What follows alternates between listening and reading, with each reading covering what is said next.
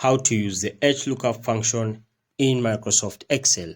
Hello guys, welcome back to Wizard. Let's dive into this one.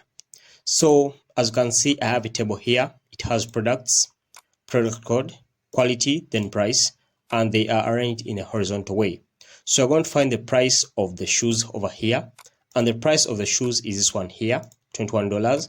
But let's use HLOOKUP function to find this. So you put your cursor here, then input the function, which is equals HLOOKUP, okay? Then open brackets. When you open brackets, the first one is lookup value. So lookup value will be the shoes. Then put a comma. Next one is table array. So table array, highlight all this, but don't include the shaded part, which includes product code, quality, and price. So after highlighting the rest, come and put a comma. Then the next step is row index number. Row index number will be number 4. Why? Because the price we're looking for is number 4 in the table. When you count 1, 2, 3, 4, it's number 4.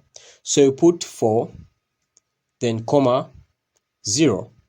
Then you close your brackets. So when you close your brackets, you tap enter on your keyboard.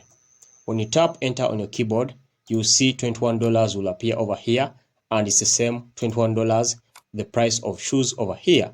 So when you put your cursor here, as you can see, the lookup function will appear over here. The HLOOKUP function will appear over here in the formula bar. Okay, so guys, that's it. Thanks for watching. Those who are ready for the VLOOKUP function, stay tuned for the next video.